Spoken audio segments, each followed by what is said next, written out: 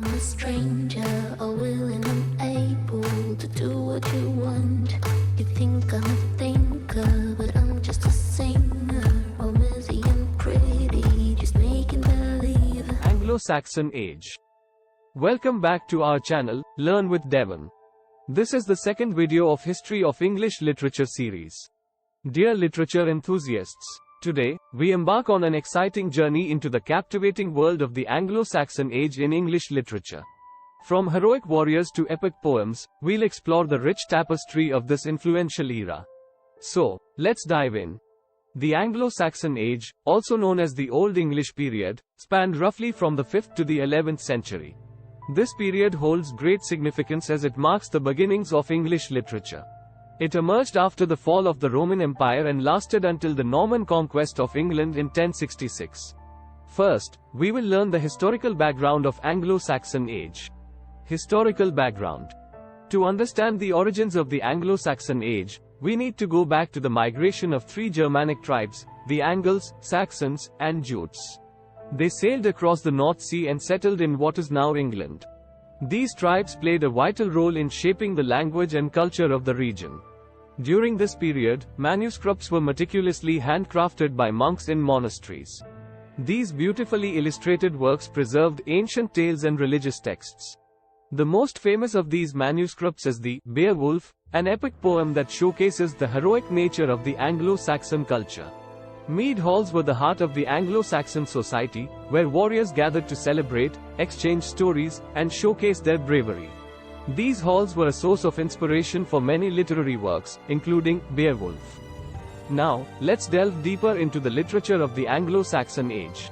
One of the most prominent genres was heroic poetry. These epic poems, like Beowulf and The Battle of Maldon, celebrated the courage and virtues of warriors. They depicted thrilling battles, supernatural creatures, and the code of honor that governed the society. Alongside heroic poetry, religious literature also flourished during this time. Monks translated religious texts, such as the Bible, into Old English, making them accessible to the people. One of the notable religious works is The Dream of the Rood, a poem that tells the crucifixion story from the perspective of the cross. The Anglo-Saxon age was not without its challenges. Frequent Viking invasions and internal conflicts led to political instability. However, these adversities also provided inspiration for some remarkable historical writings, such as the Anglo-Saxon Chronicle. This compilation of annals recorded major events and serves as a valuable historical source. Despite the eventual Norman conquest, which introduced French and Latin influences to English literature, the legacy of the Anglo-Saxon age endured. Many of the surviving manuscripts and literary works from this period continue to captivate readers and scholars to this day. Characteristics of the Anglo-Saxon literature. The Anglo-Saxon age, also known as the Old English period, left an indelible mark on English literature. Let's start discussing with one of its defining characteristics, heroic idealism. The Anglo-Saxon culture placed great emphasis on bravery, loyalty, and honor. Warriors were celebrated for their heroic deeds and the valor they displayed on the battlefield. Another characteristic that permeated the literature of this age is the prevalence of oral tradition. During this time, storytelling was an integral part of the culture. Scopes, or bards, would pass down stories and poems orally from one generation to the next. These tales, such as the epic poem, Beowulf, were eventually transcribed into manuscripts, preserving their rich narratives. The importance of community and commentators cannot be overlooked in the literature of the Anglo-Saxon age. Mead halls served as social and cultural hubs, where warriors gathered to celebrate, exchange stories, and form alliances. Loyalty to one's lord and comrades was highly valued, and the bonds of kinship played a significant role in the society's fabric. Nature and its connection to the human experience were also prevalent themes in Anglo-Saxon literature. The natural world was revered and often depicted as a powerful force that shaped human destiny. Poems like The Seafarer and The Wanderer beautifully captured the melancholy and awe-inspiring aspects of the natural environment. Religion played a crucial role during the Anglo-Saxon age, leading to the emergence of religious literature. Christianity, introduced to the Anglo-Saxons by missionaries, found its way into their writings. Works like The Dream of the Rood and Juliana reflect the fusion of Christian beliefs with the existing pagan traditions, offering spiritual guidance and moral teachings. Historical consciousness and the transience of human existence were also integral to the literature of this period. The Anglo-Saxon people were aware of their place in history and the passing of time. The Anglo Saxon Chronicle stands as a testament to their desire to record and preserve historical events, serving as a valuable source of information for future generations. Lastly, elegiac poetry expressed a profound sense of grief and longing for the past. The Anglo-Saxon age witnessed significant upheavals and the loss of cultural identity. Poems like The Ruin and The Wife's Lament reflect a lamentation for the fading glory of the past and the impermanence of human Saxon age, also known as the Old English period, produced a number of notable writers who shaped the literary landscape of their time. Although much of their work was transmitted orally, some of it was preserved in the manuscripts of the era, offering us a glimpse into their brilliance. Now we will discuss the major writers of this literary period. Major writers. Our journey begins with the epic poem, Beowulf, one of the most iconic works of the Anglo-Saxon age. Although the author remains anonymous, this heroic tale showcases the prowess of a warrior named Beowulf as he battles fearsome monsters and protects his people. The vivid imagery, the exploration of themes like heroism and fate, and the masterful storytelling make Beowulf a true gem of the period. Another significant writer of the time is the author of The Dream of the Rood. This religious poem explores the crucifixion of Christ from the perspective of the cross. It is a powerful and evocative work that blends Christian themes with elements of heroic poetry. The author's identity remains unknown, but their profound expression of faith and the emotional depth of the poem continue to resonate.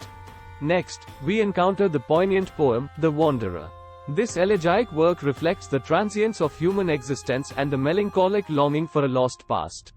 It captures the essence of the Anglo-Saxon cultural mindset during a time of political and societal upheaval.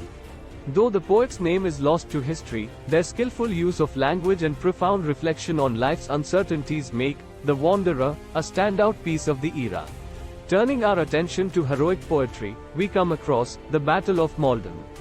This fragmentary poem narrates a historical event, the Battle of Maldon, and depicts the valor and loyalty of the warriors involved. Its unknown author immortalized the bravery and honor displayed in the face of overwhelming odds. Though incomplete, the Battle of Maldon remains a testament to the courage and spirit of the Anglo-Saxon warriors. We cannot overlook the significance of the Anglo-Saxon Chronicle. While not attributed to a single author, this compilation of annals chronicles the major events of the time. It provides invaluable insights into the historical, cultural, and political developments of the Anglo-Saxon age. The Anglo-Saxon Chronicle stands as a testament to the collective effort of multiple writers who sought to preserve their history. Our next writer takes us into the realm of religious poetry.